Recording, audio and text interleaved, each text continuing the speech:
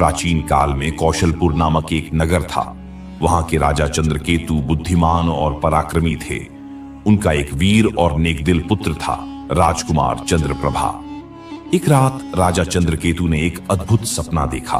उन्होंने देखा कि एक स्वर्ण चबूतरा है जिस पर एक चांदी का पीपल वृक्ष खड़ा है।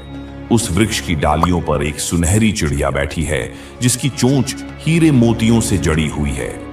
इस अद्भुत दृश्य से राजा का मन प्रसन्न हुआ, पर साथ ही एक आशंका ने भी उन्हें घेर लिया कि कहीं यह कोई अशुभ संकेत तो नहीं। सुबह होते ही राजा ने अपने राजपुरोहित को बुलाया और सपने की सारी बात विस्तार से बताई। राजपुरोहित ने चिंतित स्वर में कहा, महाराज, आपकी आशंका सही है। यह शुभ संकेत नहीं है, बल्कि यह दर्शाता है कि आपके राज्य पर कोई गंभीर संकट आने वाला है।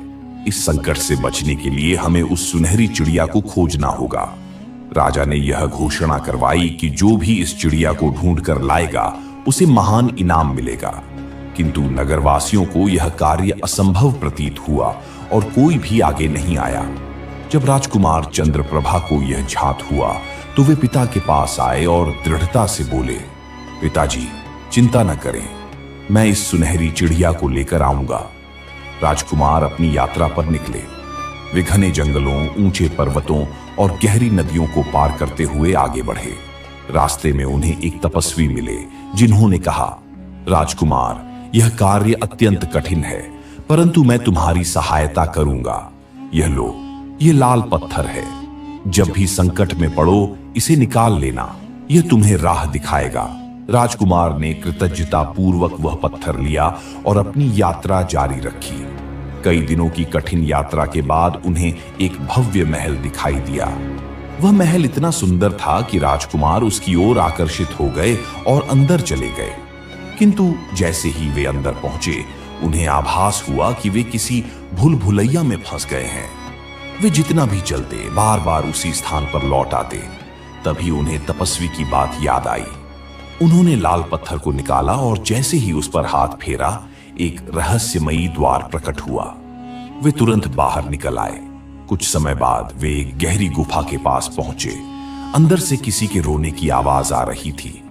जब उन्होंने भीतर प्रवेश किया तो उन्होंने एक अत्यंत सुंदर राजकुमारी को कैद में पाया। वे आश्चर्यचकित रह गए। उन्होंने पूछा, तुम कौन हो और यहां कैसे आई? राजकुमारी ने आंसू भरी आंखों से उत्तर दिया, मैं राजकुमारी मालिनी हूं। एक दुष्ट जादूगर मुझे यहां कैद करके लाया है और जबरन विवाह करना चाहता है। कृपया मेरी सहायता करें। राजकुमार ने बिना समय गंवाए अपनी तलवार निकाली और मजबूत ताले पर वार किया। ताला टूट गया और राजकुमारी मुक्त हो गई। लेकिन तभी गुफा में तेज गर्जना हुई और पूरी गुफा कांपने लगी। जल्दी चलो, राजकुमारी ने कहा। दोनों गुफा से बाहर निकले, लेकिन जैसे ही वे घोड़ों पर चढ़े, जादूगर प्रकट हो गया। तुम मुझसे बच नहीं सकते, उसने गुस्से से चिल्लाते हुए एक तीर उनकी ओर चलाया। राजकुमार ने बुद्धिमानी से लाल पत्थर को निकाला और उसे आसमान की ओर उठाया। अचानक एक तेज प्रकाश फैला और जादूगर अंधा हो गया। उसी क्षण राजकुमार ने घोड़ा दौड़ाया और दोनों वहां से निकल गए।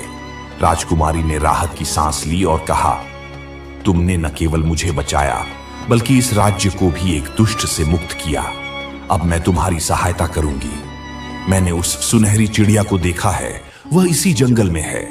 दोनों आगे बढ़े और एक घने वनों से होते हुए एक स्वर्ण चबूतरे के पास पहुंचे। राजकुमार ने वहां एक सुनहरी चिड़िया की मूर्ति देखी और जैसे ही उसे छूने लगे, एक रहस्यमयी आवाज आई, रुक जाओ राजकुमार, इसे हाथ मत लगाना। राजकुमार ने चौंक कर इधर उधर देखा, पर कोई नहीं था।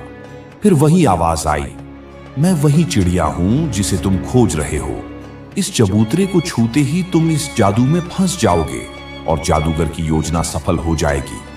तुम्हें इस चबूतरे को नष्ट करना होगा। राजकुमार ने तुरंत लाल पत्थर को निकाला और उसके निर्देशानुसार अपनी तलवार से चबूतरे पर वार किया। चबूतरा धूल में बदल गया और उसमें से एक सुंदर सुनहरी चिड़िया प्रकट हुई। चिड़िया ने कहा, राजकुमार चंद्रप्रभा और राजकुमारी मालिनी, तुम दोनों ने अपनी बुद्धिमानी और साहस से मुझे मुक्त किया है। मैं तुम्हारे राज्य के संकट को दूर करूंगी।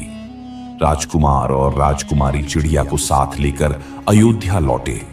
जब राजा चंद्रकेतु ने अपने पुत्र को सुरक्षित देखा तो उनकी आंखों में आंसू आ गए। सुनहरी चिड़िया से राज्य पर मंडरा रहा संकट समाप्त हो गया।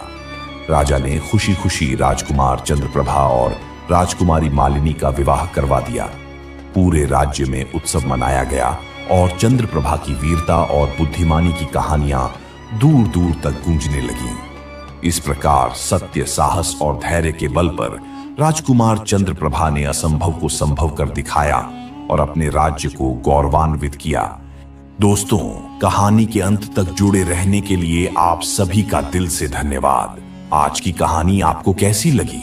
कमेंट सेक्शन में जरूर साझा करें और इस तरह की दिलचस्प वीडियो देखने के लिए चैनल को लाइक और सब्सक्राइब करना न भूलें। धन्यवाद।